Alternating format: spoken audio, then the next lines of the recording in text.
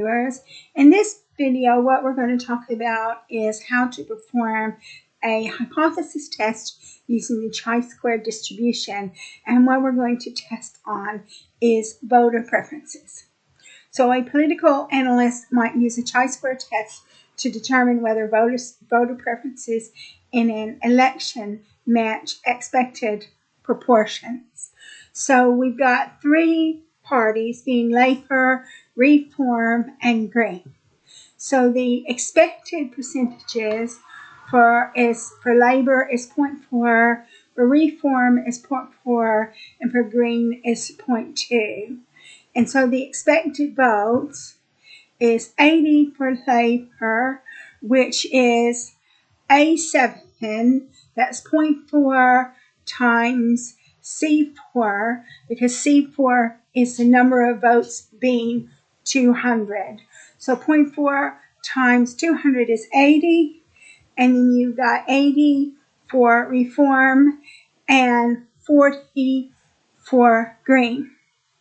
And then we have the observed votes being 90 for Labour, 70 for Reform, and 40 for Green. And then now what we do is we come up with that's observed minus expected squared divided by E. That's expected. So you've got D7 minus C7, so that's 90 minus 80, so that's 10 squared, being 100, divided by C7, which is 80, and then so that's 1.25. So 100 divided by 80 is 1.25. So you've got 1.25 for Reform and 0 for Green. So now what we do is we calculate our chi-square statistic. Is the sum of E7 to E9, so that's 2.5. You have a degree of freedom, which is B7 to B9, which is 3 minus 1 being 2. You've got your alpha of 5%, and then you calculate your p-value.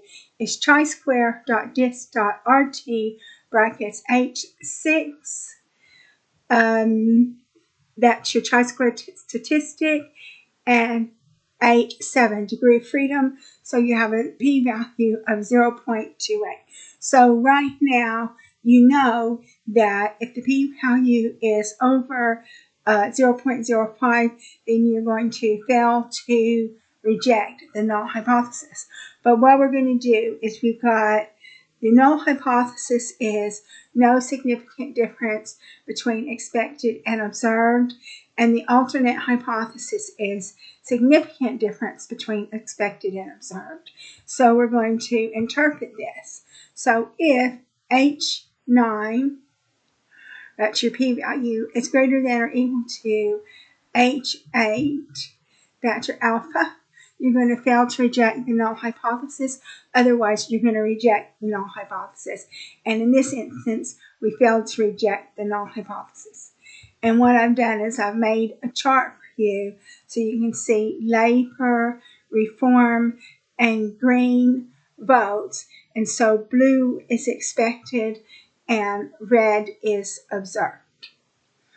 So that concludes this video. The next video, we're going to perform a hypothesis test with the F distribution. So I hope you decide to watch it.